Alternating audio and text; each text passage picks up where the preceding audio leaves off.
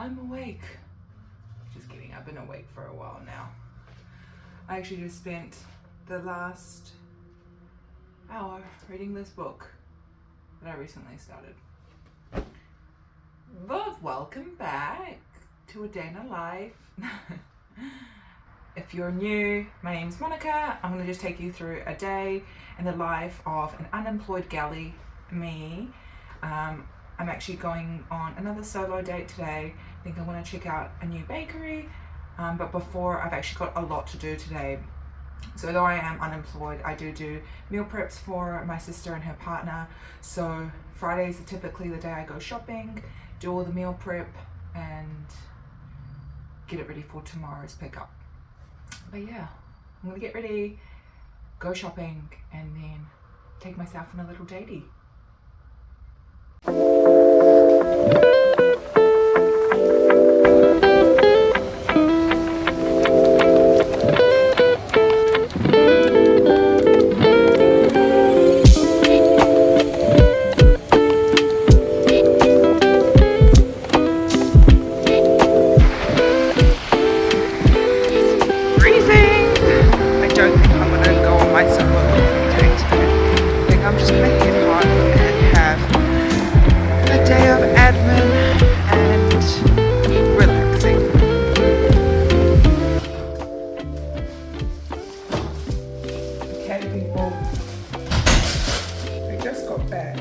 The weather is hectic out there. So cold. As soon as there's like any change in weather, my nose starts to run. And I'm gonna put all this stuff away. I'm gonna make myself some breakfast. I'm gonna get myself organized, and I'm still contemplating if I'm gonna go out for a cheeky coffee because the weather, like I just said, is a bit hectic. I was planning to ride somewhere on my bike, but it's due to rain later. I don't know if you care about this information. The point is, I don't know if I'm going to get my date in or not, but otherwise, I'm just going to cozy out back home.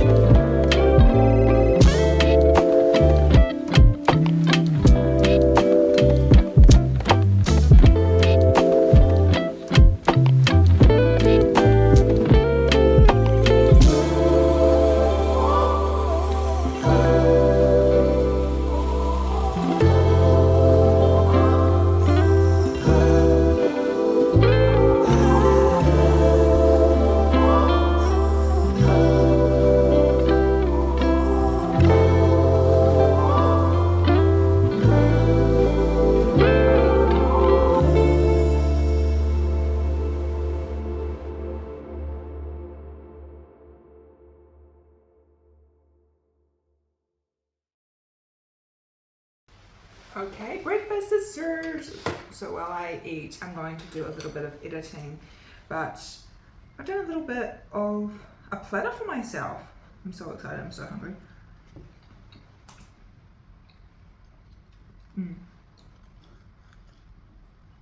These are just little falafel balls, but I'm definitely someone who enjoys like a little bit of everything. It's probably my Japanese side coming out because we always have lots of like tsukemono, like little side dishes.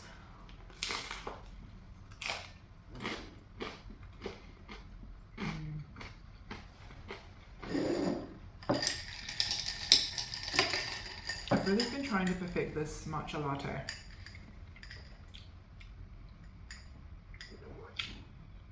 I don't know what I'm doing, but I just can never taste the matcha from it. I should really look at a tutorial on how to make it.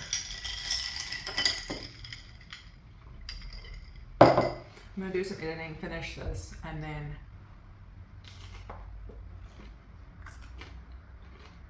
start with my meal prep.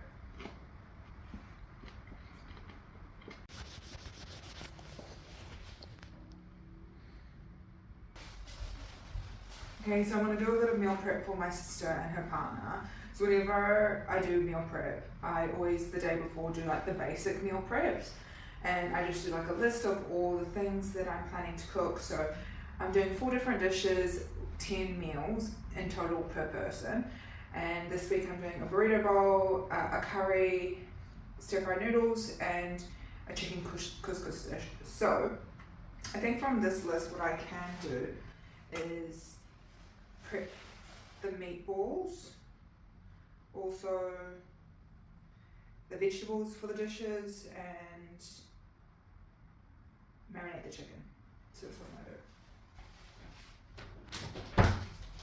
The main criteria with these meal preps is that I make something high protein. For my sister, she wants less calories than her partner, who's getting ready for his fight. He does MMA. Sorry, I was laughing because I was like, not like a street fight, but you know, a proper MMA fight. So, and he's quite lean and he's trying to bulk up, so he wants higher calories. And I'm doing the same dishes, but then I just vary the calories a little bit by giving him more carbs.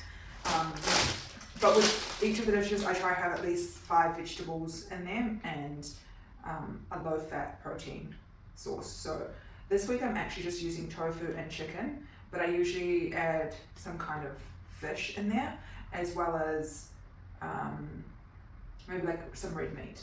But yeah, I like to do all vegetable prep first and then do my meat prep. And that's just because of cross-contamination, people. Right?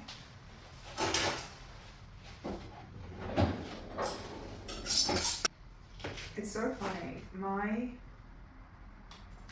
sister doesn't enjoy cooking, hence why she's asked me to do this. But I think what a lot of people also struggle with cooking is like getting the inspiration to know what to cook. So I think these meal preps are such a nice idea because you don't have to worry about what you're going to cook, and you get to try something new that you probably wouldn't make yourself. So it must be so fun for her to get these meals each week.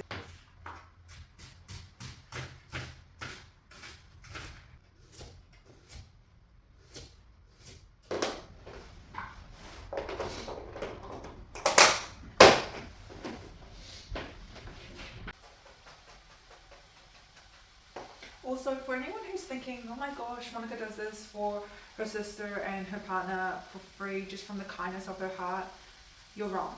I do this purely for money. Yeah, my sister actually offered to pay me to do meal prep while I'm unemployed, so it gives me like a couple $100 a week income. I'd love to say I'm a saint and I just do this for the pure devotion of family, but I'm not. And it works out really well because I love to cook. Probably not enough to start a business doing meal prep, but just enough where this is still enjoyable. So, you know, I spend one day cooking, slaving away in the kitchen for my sister. In return, I get a couple of $100.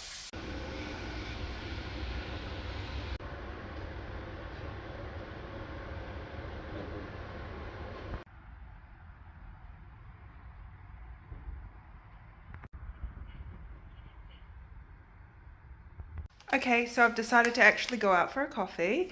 The weather still doesn't look that nice, but my sister agreed to join me, so I'm going to go to a cafe I've been wanting to go for ages and have a bit of sissy sprinkle times. I'm heading off now. Like running around trying to get everything done, so I'm like sweating, but anyway, set my post out. I'm gonna go see my sister now.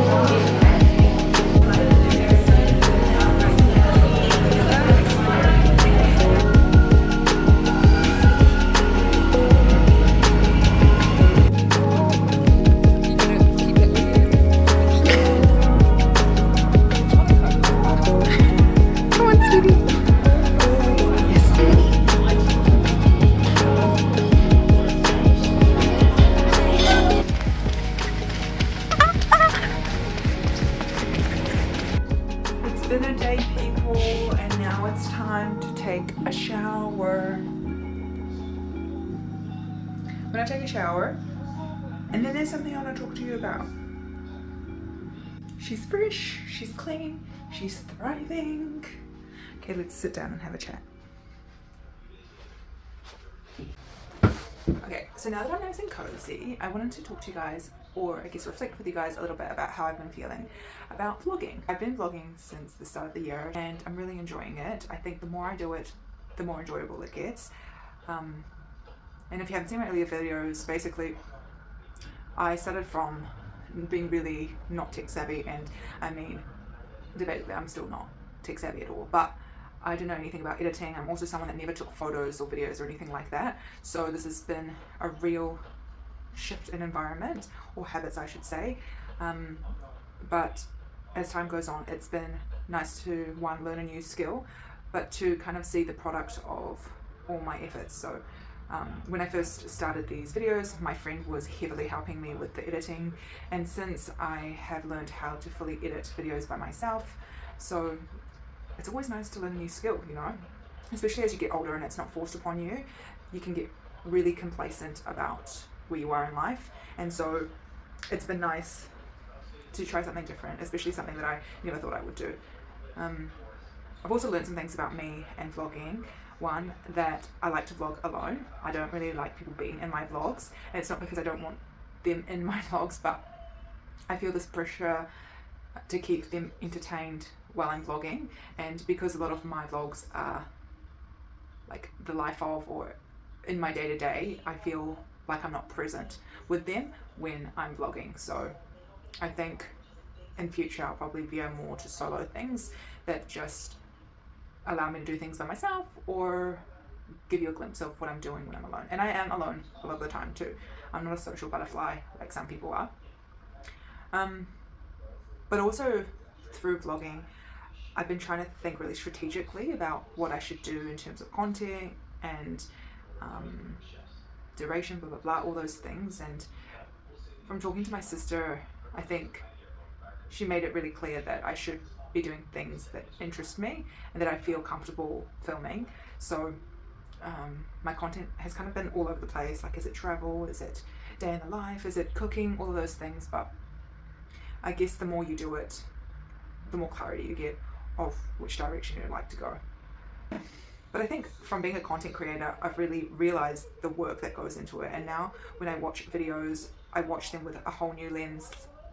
There's people like me who really, you can tell, just don't have any editing ability, or really just picked it up and they're leading fully from the authenticity. But then there's other people that look like freaking film producers, you know, their angles, their shots, their editing. Like, I have a friend who just quit her job to become a full-time content creator, and when I look at her shorts and her videos, I'm like, wow, she is on a whole nother level and something to aspire to. But I think some people just have a talent for this, and others just use it as a diary entry, like me. Yeah, but it would be great to hear from other content creators, specifically ones that are on a smaller scale or just starting their journey, just to see how people are feeling. I'd really be curious to hear your story if you are a content creator at the beginning of your journey, how you've been feeling, if you're enjoying it, the struggles you've had, or anything like that as well. But just know that how you're feeling, a lot of people in the same journey as you have been feeling too. And yeah, I mean, just go and look at my first videos. You'll see how awkward I am. And I mean, if we look at all my travel videos, I'm literally just filming to get the shot with no visual of what that video will look like. So in future, I'd like to make videos that are a little bit more intentional, where I have like a clear vision of what I'm trying to portray. And hopefully with time, I just get better and better and don't just ramble on for 6 minutes like I am right now. But yeah, if you've been thinking about making videos, I highly suggest it, because it's really fun, it's a nice skill to learn, and it's really great to look back on. I think, you know, photo albums don't exist anymore, so let's just put it all on the internet for everyone to see. And maybe you'll be relatable, who knows? Maybe there's someone out there who thinks exactly the same as you, and would love to hear your thought process. So that's from me. I'm gonna head off to bed. I'm gonna read a few more pages of my book, and see you next time. If you like my content or find it somewhat relatable, or are just nosy to see what else I do, please like and subscribe, and I'll see you next time. Bye.